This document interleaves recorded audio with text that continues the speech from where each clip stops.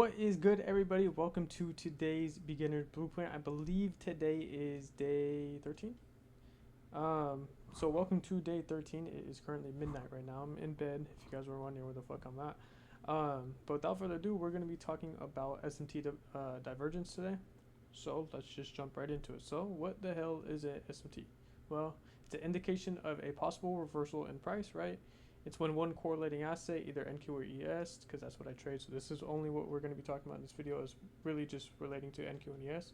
It's when one of them sweeps out liquidity and the other one does not, right? So the way I like to use SMTs is I like to use it as a confluence and not a confirmation, right? The way I can confirm if an SMT is valid or not is I can wait for an inverse, a breaker structure, a market structure shift, or a CISD to confirm if it's valid and if it's going to hold, right? So coming down here, I have a few drawings I'd like to go over. And remember, we learned about liquidity sweeps last video. So if you guys don't remember anything about that, go back into your notes or go rewatch the video before proceeding, right? So on the left, we have a bullish example, and then on the right, we have a bearish example. So let's go over the bullish example first, right? So say on the very left side, this drawing is NASDAQ, right?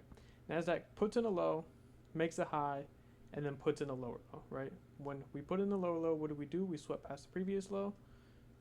And then let's take a look at ES. What do? We create a low, we create a high, and then we create a higher low.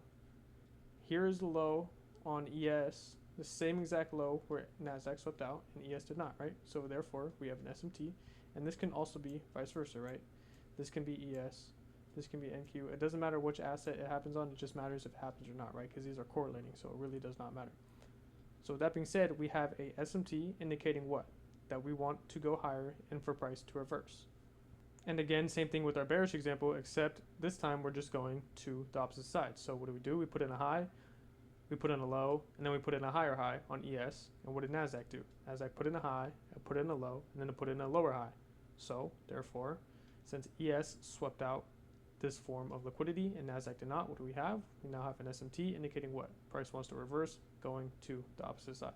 Now the stronger pair, whatever asset it is, right, it doesn't matter. Whatever the stronger pair is most likely going to hit the opposite side liquidity first, creating another SMT. So if you're catching that distribution when price distributes off the reversal, if you're in a trade, you got to watch out for those SMTs, because what can that indicate? Well, it can indicate another reversal and therefore either stop you out at break even or stop you out completely. So it's good to take profits, especially when the other asset sweeps past liquidity first. Now, SMTs happen literally all the time, but we only care about specific SMTs such as session highs or lows, right? High time frame highs or lows, or SMTs inside of fair value gaps, right? Because there can be SMTs inside of fair value gaps, and there can also be fair value gap SMTs, right? And we'll go over the fair value gap SMTs towards the end of the video. So I only look for SMTs at two different times in the market, right? The first one is going to be right when market opens. I'm looking to see if either previous session or previous day highs and lows are getting swept out and a possible SMT getting created, so we can catch the distribution when price goes, right? And another one is internal SMTs before entries. So say just like this. See, we create a high up here, but price decides to chop instead of creating an SMT with this high, and then we get a resweep and then go. But say the other asset does not resweep, right, and then go, we can look for possible SMTs right there as well. And I'm just going to finish drawing it out for you guys so you guys can understand what I'm saying. Right, so here would be the SMT, just like that. This can be NQ or ES, and then vice versa, right? It really doesn't matter. And then for to exit out of a trade, again, dating back to what I set up here, if you execute, say like this, say we take a short position, stops at the highs, and your take profit is going to be this low down here. Well, if there's an SMT going against your take profit, right? See how the stronger pair in this case, or the leading pair, swept past the buy side first, or in this case the sell side first. Well, then the SMT would be going against your take profit. So if you executed on this pair over here, the weaker pair, quote unquote, you would most likely want to exit out of your trade in case price wants to reverse back up to the upside, right? And then possibly either stop you out in profit or stop you out completely.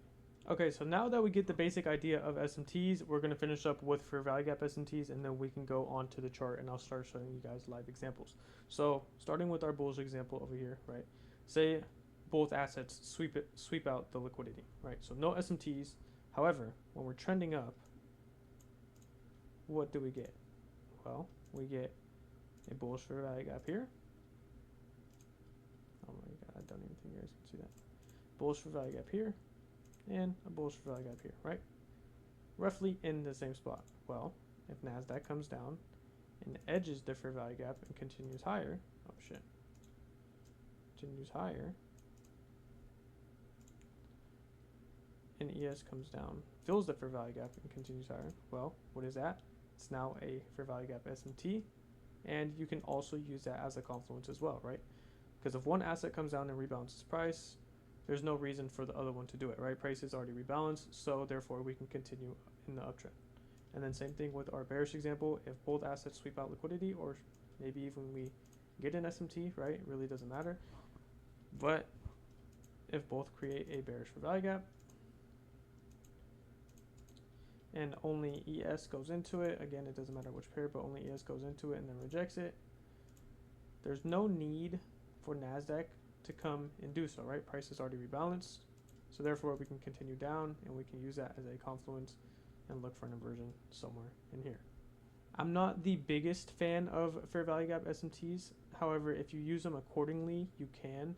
I just don't like how most of the time price does come back and rebalance price on both assets, so that's what I wait for most of the time. However, if price is extremely bullish or bearish, right, depending on which way we're going, towards a draw in liquidity, and the draw in liquidity is super strong, and I have high conviction that price is going to go down that way, well then why not enter, right? All right guys, so we're going to jump right into the charts and start showing examples.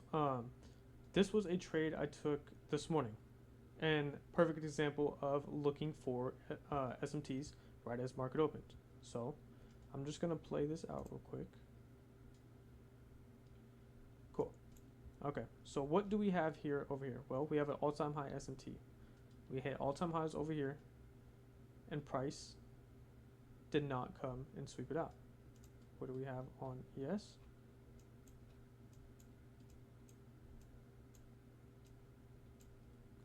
The exact same thing. We have all-time highs right here. What did ES do? Well, ES came and took it out. On top of that, what else did we have? Well, we had these Asian highs over here, right? This was the highest point that Asian session went to, and if you guys don't believe me, let's turn on the ICT goes on pivots, right? Asia high right here. So as you can see, NASDAQ is nowhere near sweeping out the Asian highs, but what did ES do? ES came and swept out the Asian highs. Now,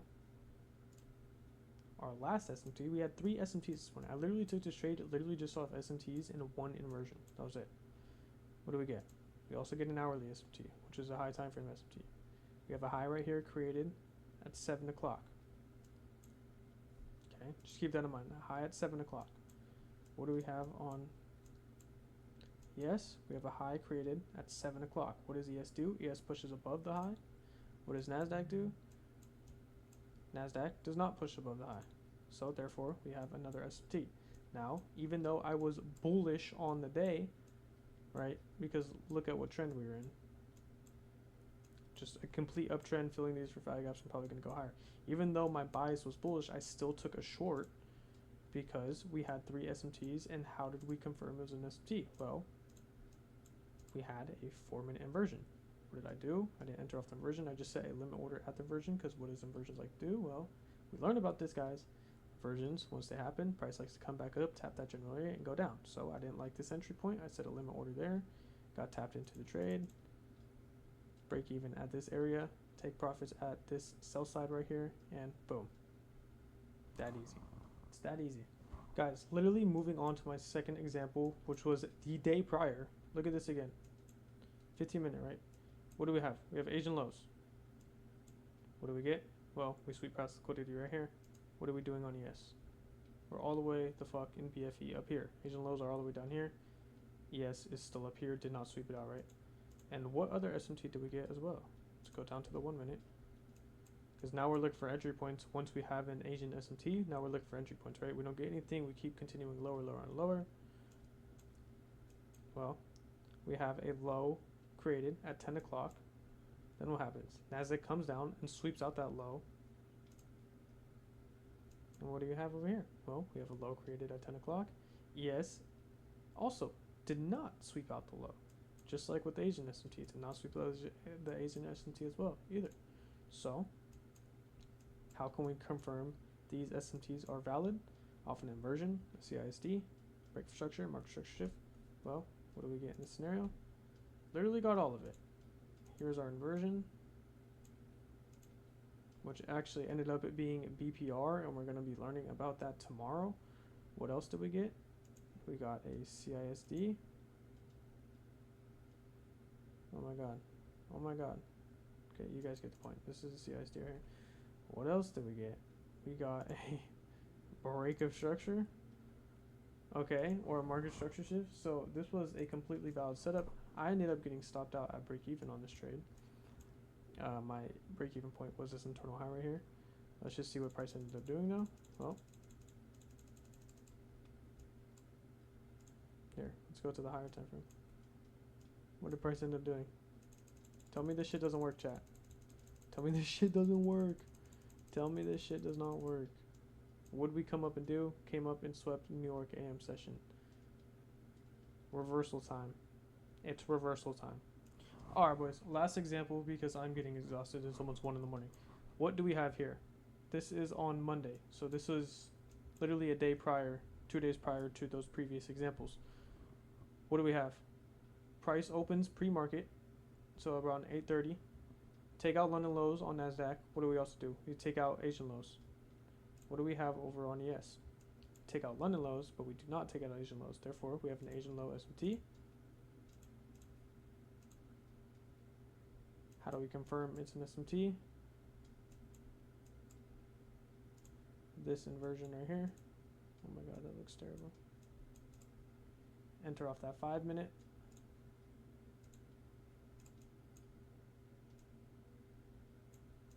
Prior to market open, your break even point can be this unfilled 5 minute bearish gap, just in case price does want to come and resweep, you don't get stopped out.